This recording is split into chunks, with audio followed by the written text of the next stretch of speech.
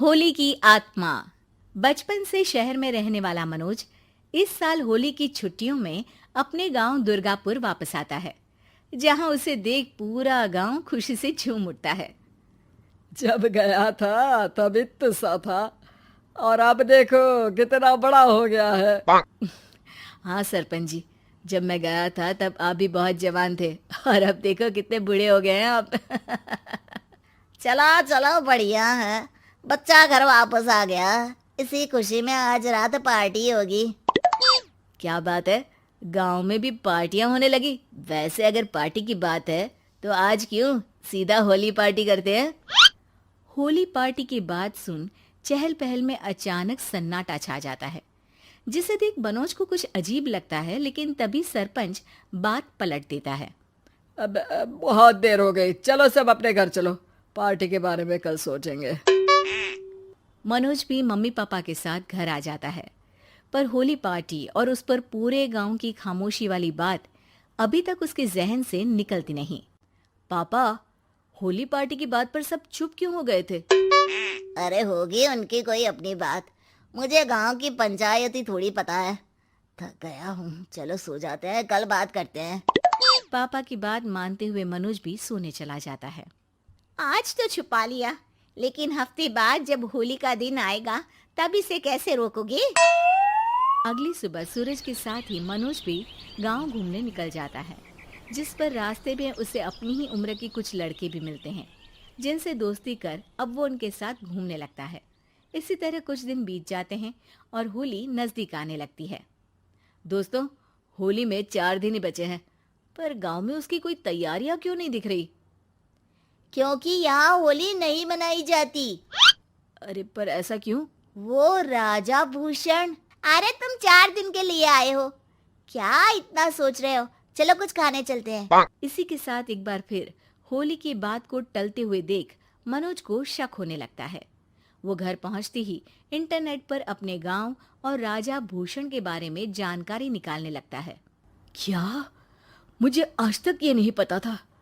ऐसा कैसे? किसी ने मुझे कुछ बताया क्यों नहीं? सारी जानकारी लेने के बाद मनोज गांव वालों या अपने मम्मी पापा से कुछ पूछे बिना खुद ही उसकी सच्चाई के बारे में छानबीन करने लगता है, जिसके चलते वो राजा भूषण की हवेली में पहुंचता है। वाह, क्या हवेली है यार।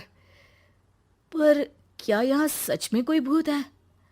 हेलो भूत जी, कोई है क्या? हम इस साल गांव में होली सेलिब्रेट कर रहे हैं, क्या आप उस पर थोड़ा इंटरव्यू देंगे?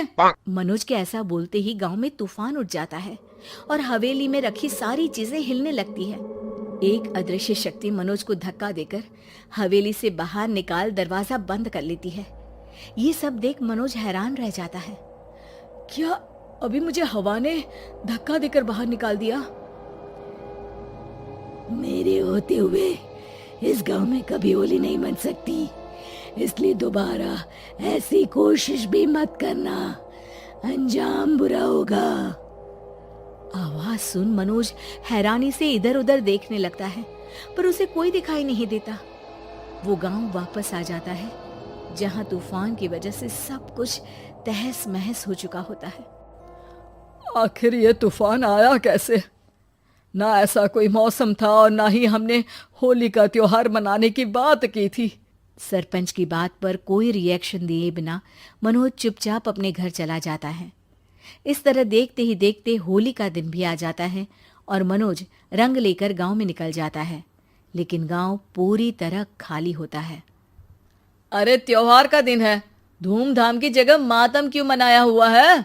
मनोज की आवाज सुन सब अपने घर की खिड़कियां खोल के घर के अंदर से ही उसे वापस जाने के लिए कहने लगते हैं, पर वो किसी की नहीं सुनता। तुझे पहले भी समझाया था, अगर होली खेलने की कोशिश भी की तो अच्छा नहीं होगा।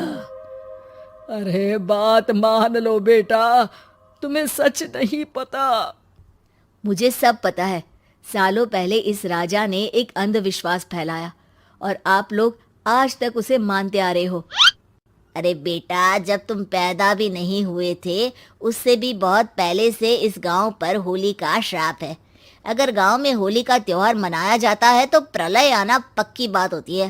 राजा भूषण इस सब में नहीं मानते थे और त्योहार मनाने लगे, जिसके चलते होली वाले ही दिन पहले उनके बेटे की और फिर उनकी मृत्यु हो गई। तभी से गांव की रक्षा के लिए उनकी आत्मा उस हवेली में रह रही है। सबकी बातें सुन मनोज उलझन में पड़ जाता है। सोचना भी मत मनोज, अगर तुमने इस परंपरा को तोड़ने की कोशिश भी की तो उसका परिणाम इस गांव और गांव के लोगों के लिए अच्छा नहीं होगा। मुझे भी यकीन नहीं हो रहा कि आप लोग एक बेतुकी बात को मानकर सालों से रंगों के त्योहार को मातम की तरह मनाते आ रहे हो। मनोज किसी की कोई बात ना मानते हुए पूरे गांव में रंग बिखेर देता है, जिसके तुरंत बाद वहां तूफान के साथ बिजलियां गरजने लगती है। अचानक मौसम में ऐसा बदलाव देख जहां मनोज कंफ्यूजन में आ जाता है, वहीं गांव वाले डर से सहम जाते हैं।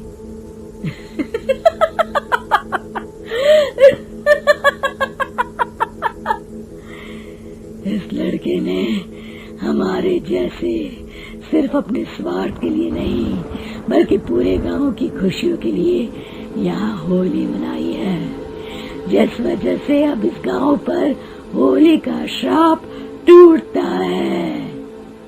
ऐसा बोलकर राजा का भूत वहां से गायब हो जाता है, जिसके बाद गांव के लोग धूमधाम से होली मनाते हैं।